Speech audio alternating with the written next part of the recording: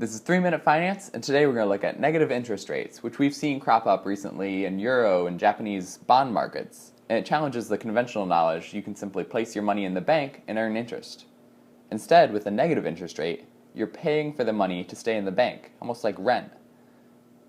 If you buy one of these bonds with a negative interest rate today, say for $100, in the future you're only going to get $99 back. You're going to lose money by investing in this. Now, the goal of this is really to encourage economic investment and activity. If it costs money to just hold on to your money, you're encouraged to spend it or invest it today. Say, buy a house, or invest in the stock market, or invest in your own business. This idea isn't a new one. In the past, it's just been more subtle, in the form of inflation. Now, inflation is just that over time, there's a general increase in prices, and a fall in the purchasing value of money over time. So, if these prices are going up, it encourages buying and consumption today. It's a good thing for the economy, within reason.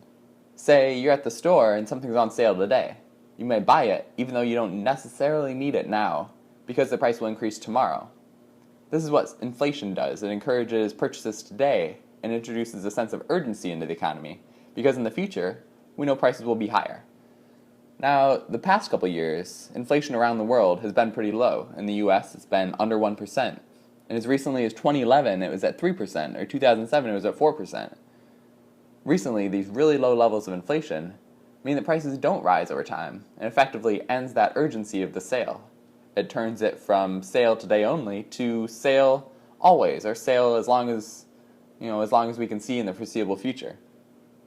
With this loss of urgency, economic activity slows, and there's no cost of waiting to buy something or consume tomorrow. Now, initially negative interest rates were started by central banks, and these are the organizations that set the rates that banks borrow at. And it encourages them to lend and invest if it just is going to be a negative interest rate to hold on to that money. And it's a positive thing when banks give loans. It allows businesses to start up, it allows students to go to college, and it's a good thing for the economy if banks are lending their money. These negative interest rates effectively punish those who want to just hold on to their money and not put it to use, and reintroduces the urgency of that sale sign. It turns it again from a sale always to a sale today. Now, the interesting thing is we're only 2 years into this, and it's too early to tell if it will really work. There are economists that believe that it adds a level of instability to the economy, which will be negative long term. But it's too early to tell. This has been 3 Minute Finance. Thanks for watching. Let us know if there's a topic you think we should cover.